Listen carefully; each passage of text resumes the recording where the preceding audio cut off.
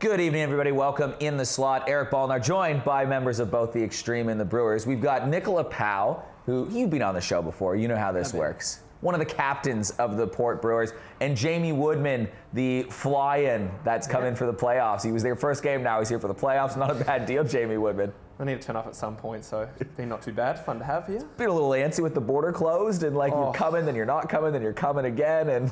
Oh, I was so pumped for the first one. I was like, man, first game out, this is going to be really meaningful hockey play. I was like, man, this is fun. This is really good. And then the Tuesday, no. It was literally that Tuesday, because I remember, because I think we went out for dinner on the Saturday after, and we were just like, oh man, I don't know, like, is the border going to close? Like, I just need to get on my flight tomorrow. What's going to happen? And like, it was just surreal how it happened. Oh, it was so crazy. But then like, even getting back was even better. Like, I planned it, originally we were like, you know what, I'm going to come in on, I'll play game 2, and that's it. Then I'll go home, isolate for a week, because that was kind of our deal at the time. And I was like, yeah, this will work out. Like, put work off and everything. And in my head, I was like, it's a lot, but it'll be worth the time. Wake up the next morning, and then I get called, like 5 calls from Lauren, 5 calls from Eric, and he's just like, man, so are you coming for a week or not? It's like, I have no idea what you're talking about. And then borders were open. It was awesome. That is insane. And now you're here. You got to play in the game. How'd your legs feel? Oh my God, that was the hardest first period I've ever had. Really? Okay, we'll talk about that in a second. Let's go through the recap of the game for those that might have missed it before. This is what has happened. 3-2 was game number 1, and it was kind of similar. This is off the opening face-off. Like, are you kidding? Off the opening face-off, Nick's just shaking his head. No score in the first period. Joey McDougall, 13 seconds in the second. He makes it 1-0. He was a key storyline in the game. Then the goal that almost was the goal. Yeah, deep sighs of relief. We'll play this clip in full a little later on in the show, because seconds after that, 2-0. Xander Wardlaw makes it that. But the next shift, Harley Anderson, 2-1. Brewers back in the game, and then some fireworks and fiasco late. Oh, how's this, by the way? That was Nick? insane. Not good. Oh, that was you. Yeah, that was me. He's been robbed, man. He's been hitting posts like the whole freaking game. And Stevie decides to put his face in Joey. Joey responds, and that kind of tells the story of how that went for Steve Best. But Nick Powell.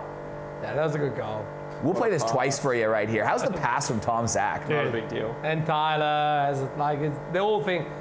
I've seen this shift. How he what happened. That's the overtime goal. You didn't like that one so much. It's a bit less. Yeah, that was a great shot.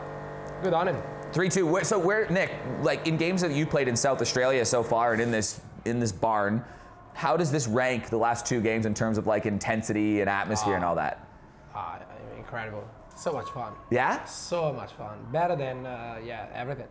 Better than everything I played here. Absolutely. The fans, the whole situation with the league, the teams, like these guys, like people coming from other states to play, like it's just so cool. And did it actually feel like it was a level up of intensity from regular season to playoffs? Yeah, absolutely. And it definitely changes also the thing of having like overtime and then overtime, just twice. You don't know. So you're literally playing with the fear of going for a triple overtime, you know. So you need to kind of like save your legs a little bit. There's a bit of that as well in the back of your head, you know. So Jimmy, walk me how, I know I cut you off before, had to show the highlights quick. Walk me through the evolution of your game in that particular game. Oh, I got out there and I was so pumped. I think like from probably 10 o'clock in the morning, I was just like vibrating. I was so pumped to be there, and like got here early, did all my stuff. I went through what I was like, I feel pretty good. But then that first period, every stride felt like it was taking like 200% effort. Every pass went wrong, 4 turnovers in one period. I was like, I can't play here. I'm terrible. But then the coaches were amazing. Stu and Eric kind of sat me down like, just chill out, man. It doesn't matter. We don't need you to do everything. Just settle into the game and let it go. And as soon as I started second period, I was like, oh, hockey can be easy. This is fine. Passes working. Cool. So it was easy from there, but that first period was just a nightmare. So it was the talk with the coaches that kind of settled you down a little bit. Nice and easy, nothing too much. Literally, I think them just sitting there like, just chill. Like, you're a good hockey player. You don't need to do more. I was like, oh, yeah, okay, sure. Like, do you feel a little antsy though, I guess, when you come into a game, right? Because like, you haven't been here for the last 2 games because of the lockout of the state. So do you feel like you have to put more on your shoulders than maybe you needed to? I think you kind of I've been looking towards these games for so long, and it's like watching for a whole season from the couch and doing all that, and you're like, I just want to be there. And then finally having the opportunity, there was a week where I was like, I'm playing next week, and you work it all the way up. And then when I finally played, I was just like, so much adrenaline in my body just shut down on me. So it was awesome. And like that, I think it speaks to the intensity. Like you kind of said, like watching the regular season's been really, really good. And then like feeling that game was a lot different to me as well. So that was amazing. That's actually really, really well explained, because I think that also applies to like a lot of things in life, right? When you just like think about it too much, you get overexcited, and then it just like kind of, whether it be word vomit in a nervous situation, and like a job, like that's comparable to anything. That's really relatable. Absolutely, absolutely. Nick, that fight, we were talking about a bit off camera before, that Joey and Steve got into. I kind of want to know what the reaction was on the benches after this incident from both sides. We'll start with the Brewers. They were sticking away at each other. This is what started it right here. And then Joey didn't. These guys are friends, obviously. Out of the good friends too. We all know that. They're two captains. This happens. I was kind of expecting that. And it's just, been a little unfortunate. I've seen like Stevie's visor just went straight on his nose. It wouldn't feel that good. I've seen his finger was cut as well. It's just, a bit of an unfortunate situation. Here he's already bleeding. Anyways, it's the fun of the game, I guess. It's good to see, the two captains standing up and going at each other. Joey's mic'd up for this too. I cannot wait to hear that. He's mic'd up for this. So like this is, because that Steve Best mic'd up video from the week before was really cool. Hilarious, man. Which is attaboy, attaboy, attaboy. That's all he's saying. But this one is going to be next level with Joey. What was the reaction of the extreme bench or going into the rooms right after that? Because not often you go into the rooms right after a fight. Oh, yeah. I think it got so worked up, right? Like, you can kind of hear them chipping away at each other stick on stick. And then, like, it got more and more and more. Like, they're two guys, I think, who care so much about it. Like, it wasn't, like, petty or anything. It was just, like, pure passion kind of thing. So it was cool. And in the room, you could just kind of feel it, like, hey, guys, let's not get drawn into this. Like, it's such a close game. Like, you watched it out there. So it was really, really cool to be a part of. But, rough. What's this I hear about a glove, Nick Powell? Joey McDougall's gloves. I didn't really notice that because we were in the downstairs, and there are two different change rooms. So when that thing happened, also we were coming. I was sitting next to Stevie, that was getting medicated. Yeah. So obviously, I wasn't part of that. That thing has been addressed in the change room, and there's gonna be obviously repercussions, but. A mystery man, a mystery person. I'd rather not. We won't. But for those at home, because it did become a storyline pretty quickly, is that Joey McDougall's glove ended up filled with water magically before that. I'm sure Joey loved that. It didn't go down well. Kind of came in, we kind of saw it get thrown, and he just held it and you're like, no. No, and he literally like turns it a bit, and it's just like dripping out of it, and wasn't a happy camper, to say the least. But, I mean, look, probably unsportsmanlike, but also like that's going to go down as like an epic story that's just going to be told. But it just this is just kind of speaks to the passion though of the series that's going on, and especially people get caught up in those moments, right?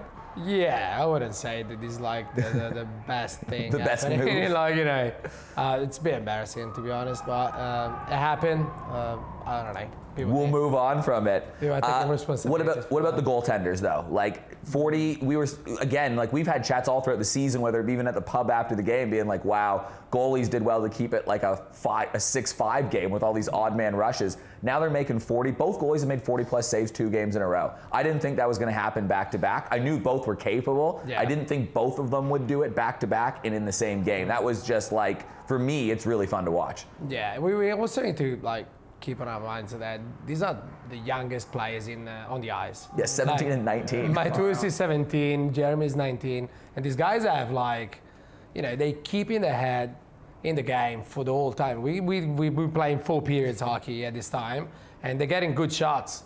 And dude, Matus is it's a kid. I've seen him every day. He works with me as well. He's a baby, and on the ice, man, he's such an adult. Such an adult presence. Even in the change room, he's just, I'm very surprised. It's a very good guy. Do you think he's getting fired up? Same with Jeremy, I'm imagining too. Obviously they hear the talk about what's going on. So if Jeremy makes a save, Matus is like, yeah, now I need to do something. And then Matus does one, and then it's like a battle of one-ups. I'm pretty sure they're definitely looking at each other. Even with Glenn, they're all looking at each other's saves, each other style. They definitely competing. They're definitely competing. Jeremy, I mean, you haven't really played too much with for or against them because when the AIHL was around last time, these kids were like 13 and 15. It's bizarre, right? Like, but how'd you find Jeremy playing in front of him? I was so impressed. I think some of the composure they both had was really, really good. Like, one thing that stuck out for me, I think a few times it was like Jeremy, like, you know, like good quality shot through a lot of screen, and it's that efficient, easy save into the corner or making a hard save and then still recovering for that second shot. I was really impressed with that. Matus was really good on one. We got like a really, really good shot kind of low through the screen, and it was off in the corner, immediately reset. It was really good. And then like making the plays behind the net's always satisfying. I prefer a few more sites out there, but fingers crossed getting close to that. Team defense, though, seems to be a bit more prevalent in the playoffs, or even the last 2 rounds or so of the regular season, especially from the Brewers' point of view. But team defense definitely has stepped up. Yeah, I believe people are also back checking much more. It's finals hockey. People are putting their faces in the middle. Like, you know, no one's cared about anything. Like bodies over bodies. Like that's all the defense that's happening. So maybe in regular season you would have a clean shot on net. Now you have someone that is right there with a stick. You know, it's all different. It's all different. Is that just like a byproduct of playoff hockey, do you think? 100%. I think people get so much more bought in. Like that kind of quality of back pressure where like if I'm taking a 2-on-1, I don't see like one forward off in the distance hopefully helping me. There's 2 guys already back and I'm like, take this guy, I've got him. And having that much more buy-in was just, it made it so much easier to play D on. So I think it kind of showed, like obviously in the score as well, like there's so much more pressure just on each player to kind of make a play. Yeah, and it's weird too because I actually think like even game 2 was almost a bit cleaner defensively and goaltending than game 1. Like game 1 still had goalies that had to make ridiculously wild saves, diving across, flopping around. Whereas game 2, someone was like, oh, the goalies weren't quite as good. I was like, I don't know if they weren't as good or it was just like they didn't have to make as many spectacular saves, right? Like there's a big difference in the two because, and the goalies probably helped themselves in that. Yeah, we also been playing all year round. So at the beginning we were like kind of shaky. We didn't really know each other. Now we teams. Like it's actually like Extreme as a style of play. Brewers, you know where they are, what you're gonna expect from them. So it's like, that's why I also like is getting better. You know, the quality of the game is actually better. And they're so different, like the Extreme and the Brewers in so many ways, right? But then, like in game 1, the Brewers were just like the tiniest bit better than the Extreme. And in game 2, the Extreme were the tiniest bit better than the Brewers. And that's why it's a 3-2 overtime game. And it's just wild, right? The emotions of playoff hockey, it goes in swings, no more than maybe this play where it was a delayed call in the attacking zone. And then all of a sudden, I don't know how this happens. It's just like a pass around the boards that just gets chipped out towards the point or something like that. Right here. Yeah, it's just a pass to the point. Was that you? No. Definitely not? No, I was watching from the bench. I had a heart attack during it. Did it look, like where I was standing down in the corner there, I thought that was going in. Like I was like, oh my God, this is actually about to happen. And then seconds later, off 2 posts and in, like Xander just nailed that post as good as you could do. So did you think that was going in from your perspective? 100%. I thought it was going in actually. I was on that side of the bench as well. I was like, dude, I'm still like shaking from this. I'm like, God. I saw it come off the boards and I was like, ooh, that's not a good bounce for us. And then it just kept going. I was like, that's a really not a good bounce for us. Is that Tom Tate just breathing a sigh of relief right there? Like, oh my goodness. Yeah, that I was thought for so sure. Close. So close. How did that not go in? Wow, a goal like that should never happen. I'm just amazed that literally on the next sequence of play, a goal happens, right? And that's what it's taken. It's taking like maybe a subpar change or just like a guy a little bit of a step behind to That's give where people, you lose the focus. right? Yeah, we lost the focus there, and bad change, and see you later. Like that also happened like the game before, right? When David Huxley had that big turnover at the point, but then he dives down out of nowhere and like swats it forward and it goes the other way. Like it's happening. I think that's more like the skills of Hux being in the middle, because that was a really smart play from Stevie, but obviously Hux knows Stevie. He saw what was happening. I think that goal, it's kind of similar to that one that we scored after me and Tomek and Ali, because they probably had the similar situation. And to tie the game, literally on a nice like 3-on-2 that took awesome far passing. bench, weird change, and we go, That's actually a great call. It's literally a mirror. It's just happened in opposite. That side of the ice as well, going down on that end. It's so weird. I don't know. Yeah. It's been a fun first couple games. I can't wait for game number 3. Jamie, you actually are sticking around for the whole week. Your family's coming down, right? Yeah. Or coming over on Tuesday, so we have some family time then, so it should be pretty cool. That's awesome, and they'll obviously like come to the game on Friday night. Yeah. And Get a little earmuffs on Lola, have a little beanie on her, it'll be awesome. I love it. Just the extreme colors for Lola. Let's go. Cool, actually, I mean. You did though say to me, because we caught up on Saturday, and you said, "I'm just going to live the life of a pro athlete this week, man." Yeah. What does that mean? So we're obviously sponsored by Peak Strength and Conditioning, and they've been really, really good. So I'm trying to go there, do like every morning, do that, do like recoveries with them most days. Try to get a massage in there as well. So I said, screw it. Like, I got the opportunity now. Bub gets here on Tuesday, so probably life will change a bit. But it's been good kind of getting prepped for it. So I mean, this is probably the best I've been feeling in a long, long time. And so if we can do it right for next games, that'll be pretty fun. That's awesome. And so who is your family coming over? Your dad? Like, tell us a bit about that. Okay. So I have Lauren and Lola coming Yep. over. So my partner and little girl. So we're going to come.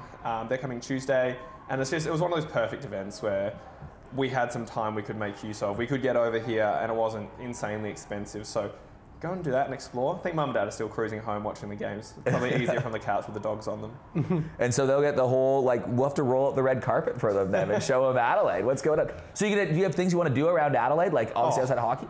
It's insane. So I'm not the most organised person in the world, but Lauren is just fantastic with it. I think within half an hour of her having a flight booked, we had where we're going for breakfast, where we're travelling the hills, Airbnb, everything was set. So it's an easy life to be me, but she's kind of a superstar and does all that kind of side of it. So folklore and ore apparently are going to be big ones, but I'm not too sure of the other places. Did she put Asteria Audrey on the list at all? I've not heard of this yet. No, I've heard of this place is an heaps. unbelievable restaurant I've heard about before. Nick, you know a little bit about the restaurant. I know a little bit. Yeah. You're more than welcome. I'm not gonna poison you. I heard I had lunch with Tomic today, and he could not stop talking about it. So I'm convinced. Nice. I'm keen to come. Have you been chatting with Tomic throughout this experience? Like, yeah, on and off. Like, you kind of like, you watch games, you're like, oh, how's it been feeling? Like, because I remember that first game I came over here, I was like, man, there's strobe lights and fog machines. This is insane. And so I'm like, is the vibe still really good? Like, you're enjoying the hockey? And he's been loving it. So I think just kind of having that positive feedback the whole time from him, like, well, I can't wait to get back over. because he's being moved to defense, and then like the whole defensive structure and statistics and analytics have tilted your favor in that time. What's he been like going from forward to defense from your perspective? Well, from my perspective, is fantastic because I've got like a fourth forward coming from behind me, and he can do everything. He's a strong guy. Like he's just a great addition. Like I try to take him around Adelaide for breakfast and stuff like that because he's a massive foodie. Is he? He loves it, eh? Yeah, he loves it. But yeah, hockey, like the guy is like lives the sport. Is super fit. Is so committed, and yeah, you can play whatever. He's been first period playing wing, then he went back. He played another couple of shifts behind. It was just like nothing happened. He's really Mr. good. Versatile, Yeah. Tommy everything, just doing it all. It was so odd. I had like one shift and I like scared down the wing, and then like he was playing down. I'm like, oh, okay, cool. Yeah, played it this way. Then next shift, I line up with the face-off. He's next to me. I'm like, what's going on here? Yeah. But Did he play defense with the Thunder at one time? Yeah. So he did probably 3 and a bit years ago. He played like a really, really big role for us defensively and did really, really well there. And so like he can do it all, right? Like if you can play that much. You're just hard-nosed. Swiss Army knife, why not? So where did you, what's your hockey background, Jamie? Because you were in Canada at one point too, and... Yeah. So for me, I started when I was about 8 years old. I went to a birthday party and there was like ice hockey on after it, and I was like, Mum, I'll do anything. Like, just give me a chance. And then played it and absolutely loved it. When I was probably about like 16 or so, I started reaching a level where there wasn't a lot of opportunity here, and a coach of mine just said, you got to go overseas. So had a chat with my parents, and in the end we were able to kind of make it work. So we went and played in Banff, which was like ridiculous for like 3 and a bit years. A little scenic place to go. How you and go you don't in even Banff? appreciate it at the time. Like, as your kid, you're like, this is all right. And then like you look back, you're like, man, that was amazing. Then played a year of junior in Florida, and then was like, I should probably get a real job, go to university or something. So moved back, and it was pretty amazing. Like to have Thunder kind of right there when I got here was awesome. So very happy about it. And what do you do now? I'm a chiropractor. So neck backs, all the kind of fun stuff. So if you need to be hooked up, I'll help you out with the restaurant. You can do the chiropractor, then take him for dinner or something like that. It could be a whole That's an easy swap. holistic thing right here. It's a good trade-off. And how's the team been like when you've stepped off the plane right back to the extreme? They're incredible. Like, I couldn't speak highly enough of it. I think for one, Tash Farrier has made this whole transition so easy that it's not hard for me for flights, it's not hard for where I'm staying, it's not hard for anything. Like, she does so much work for me and also everyone else in the background. That's been great. And then that group's a lot of fun. I think kind of that original time I walked in, hadn't met a lot of people, and so everyone's like obviously really nice, and then you have Huxley kind of chirping from the corner immediately made me feel pretty at home. So they've been good. Like, the whole group's been amazing. It's been cool to see, from my perspective, even defense, just like guys step up that maybe haven't had that big opportunity before. Like Tristan Reese is a great example on the Brewers, right? Like primarily played A grade. He's having a big year on Tristan's side of thing, right? Yeah, he's been like first line, second line, whatever. He's always in. And it's the same with Tom Tate, like on the extreme, right? Yeah. Like he's gotten, there was a couple healthy scratches in the last game, and Tom Tate has solidified himself kind of in that top bit. He plays the game, and he's another. Well, you play with him in the local league, and you would have met him the last couple of weeks. Like another beauty that's stepping up. Yeah. I think it's so good when you have these kind of leagues. You can kind of start to see like you're going to have your top players be your top players, but you don't win a championship with 5 guys. Like, it's the second level player and that third one who they get out there and just fill a role, and like to have them. People like come out of the woodwork like that, so important. It's pretty fun to see as well. Yeah. Just battling. Who's going to fight Tom Tate? I don't know. I wouldn't fight him. You wouldn't know. The guy's been boxing for like I don't know how many years. He's crazy. I don't know. No, I wouldn't. Smart like, man. It's also like a good friend. Like he's a beauty, right? I'm old guy. Like I'm about to be 38. I'm not that angry anymore on the ice. Like plus, if I spend time, chasing people for fights, I can't back check. So this experience, though, you made a good point about guys stepping up, has been cool just to see from a community perspective. So the Brewers fans that I've seen, do you hear those people yelling during the games? You do. So you hear them. We hear them. We see them when we step in on the ice, when we going off. They just always there. They were in our change rooms at the end of the game as well. They like I don't know where they're coming from. Because you were saying they've never seen hockey? They said that they never seen hockey before. They just rocked up to the ice arena. They saw the game. They loved it. They went home. They printed the Brewers logo on some piece of paper, like A4, and they just taped it on them. And the big group of them have like bought tickets. They were saying for every game of the playoffs. They come in every day. They're just going to make sure they're seeing the games. Every game. Actually, after the game, I think Justine was telling them about the restaurant. Like, we're coming tomorrow. I was like, well, you might be, maybe make a booking, okay? Don't take it when you walk in. No, we love them. We need to sort out some merch for them. Like they're incredible. Well, this is actually a cool story, Jimmy. I don't know if you know about this one, but the big story, one of the last games of the year, Andrew Glass, the backup goalie for the Brewers, he got the start in the game. But the problem was all his gear was stolen.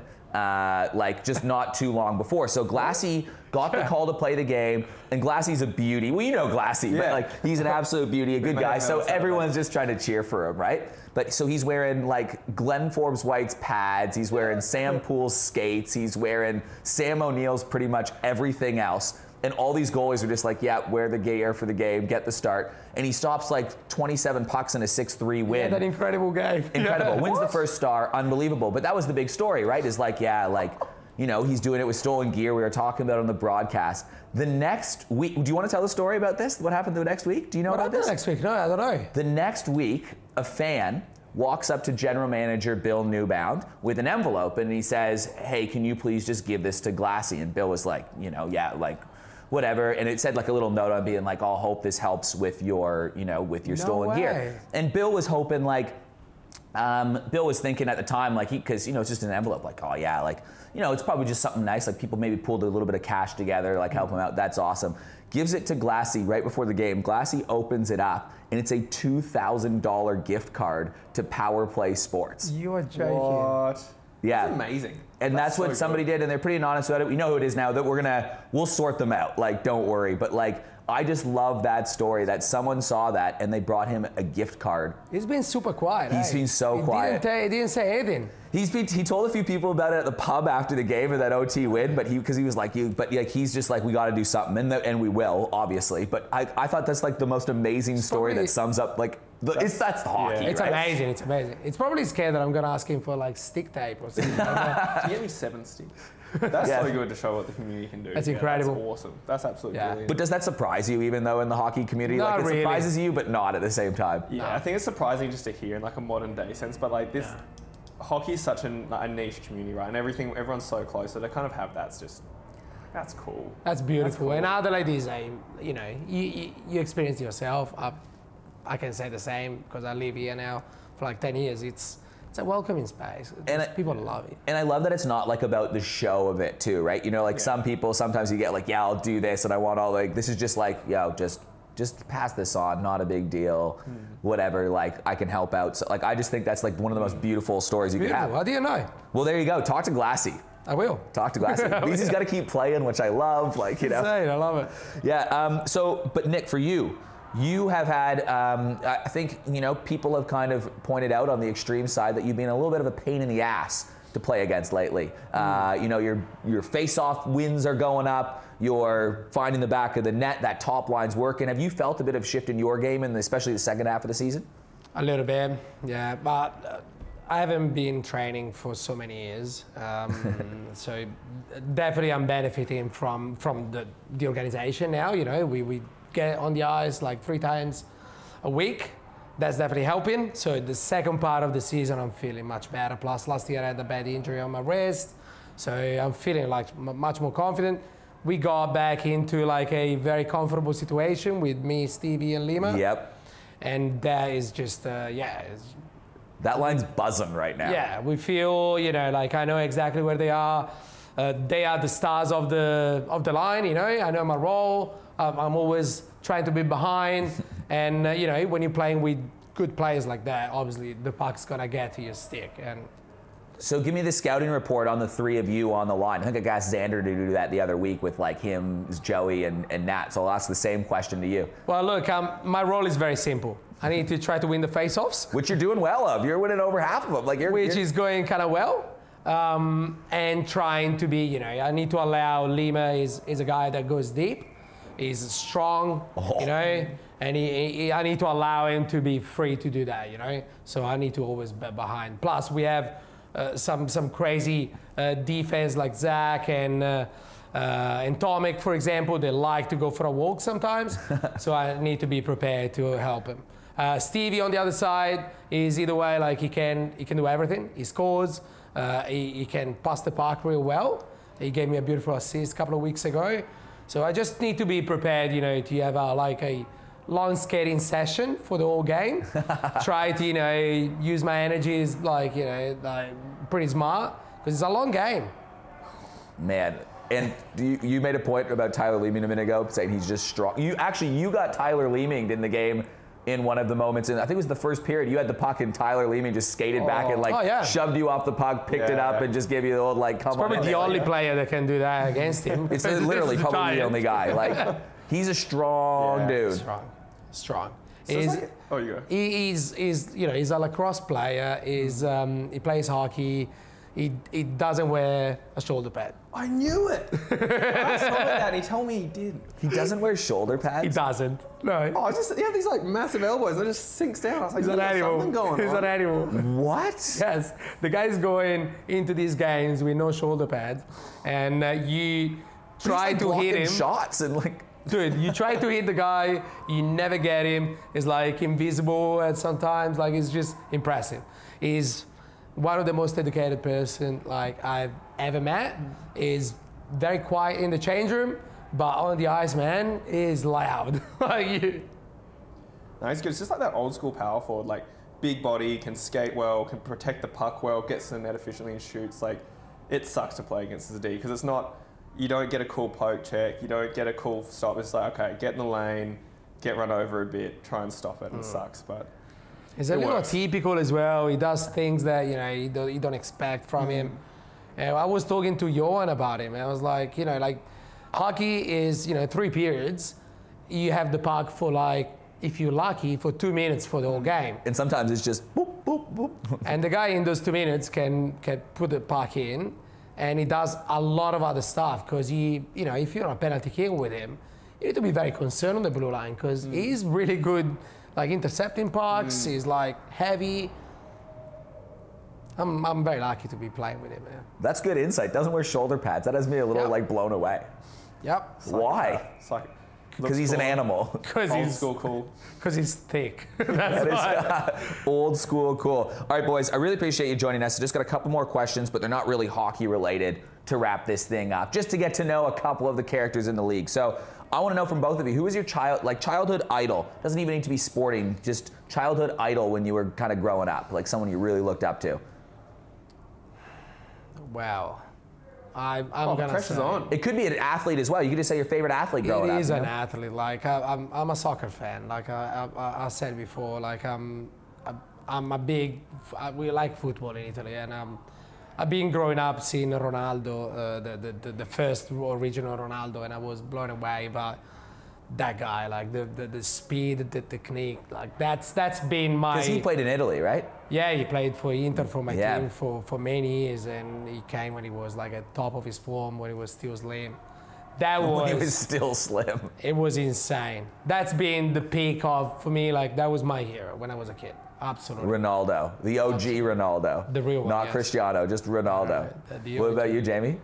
I don't really know when you first said that.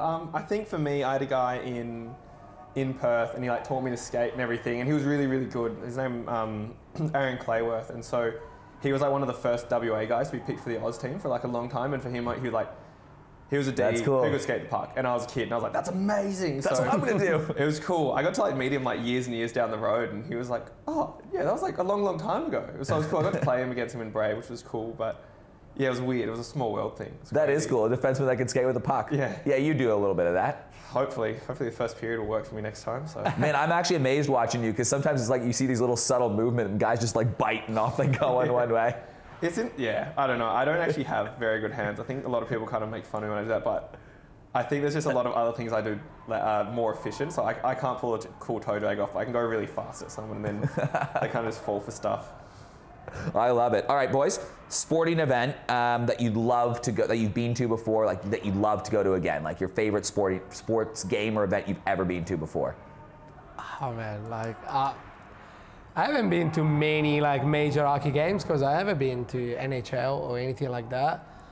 Probably the best Olympic Games in Torino. You went to the Turn Olympic Games. Yeah. Wow. That was probably That's the cool. highlight. I remember like a game with Czech Republic that was like insane. That was a bad one for Canada, the Turn Olympic Games. We lost to Russia in the quarters. I remember it so well. Brian McCabe was for some reason on that team. And that's all I remember. It was a beautiful Olympic. Like it was like with the fans everywhere. You know, you remember those games? Yep. But probably the best one, and I need to go back to football. I'm sorry. It was a Inter Barcelona Champions League.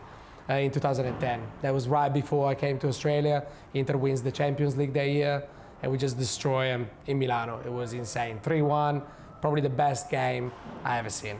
Crowd crazy too. Insane. Flares, you know, like all that. The authentic experience. Incredible. What about you, Jamie?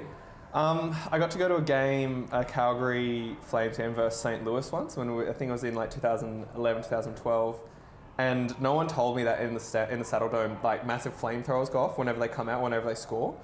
And so like, I'm just sitting there and I'm like with the rest of my team and they're like, and you're all Calgary Flames. And everyone just suddenly turns and looks at me and I was like, oh, this doesn't really make a lot of sense. And then these massive flamethrowers go off and like the game was awesome. I think it was like a 3-2 overtime winner. And I was like, this is like a religion here. Like this is all I want to be. Because like growing up in Australia, you don't think NHL, like you just want to play hockey. Yeah, that's true. And to have that, I was like, I get it. Like, this is what you would always want to play at. So it was awesome. I heard that barn gets rocking as well. I was underage, so nothing happened, obviously. But Yeah, nothing happened. some of the people around us, I was like, wow, this is a different environment. This is intense. I love that. What about non-sport? So, like, is there like a piece of, I don't know how to word it, like art or content or like a movie, a book, something that's like, I don't want to say like changed your life as in like, I saw this and my life changed, but it's had like a big influence on your life, like something that you've either read or seen or something like that? There are a lot of things that I would like to say, but we'll probably Doesn't have to be keep it just for one. a private chat. Yeah. I'm not entirely sure. A lot of art definitely like shaped my life. I come from Europe, so like I Yeah. love being, you know, in museums and stuff like that. I've always been a big,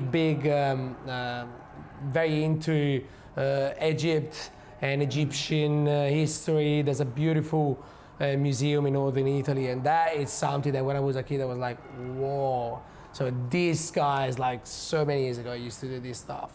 But yeah, definitely like all like ancient history, like, you know, the Roman history, the Greeks, all that stuff always like been a lot heavy in my growing up. I would say probably that stuff, like the walking around ruins, like seeing sculptures and stuff like that. That's probably been the massive thing for me. I always love figuring that out, and even asking people. Like, I work obviously a lot in baseball and in hockey, but like a lot of times you only have conversations with people that's about baseball or about hockey, and then you never really get like, what's that art? So for like me, I would probably even answer that being like, have you heard of the poet Rudy Francisco?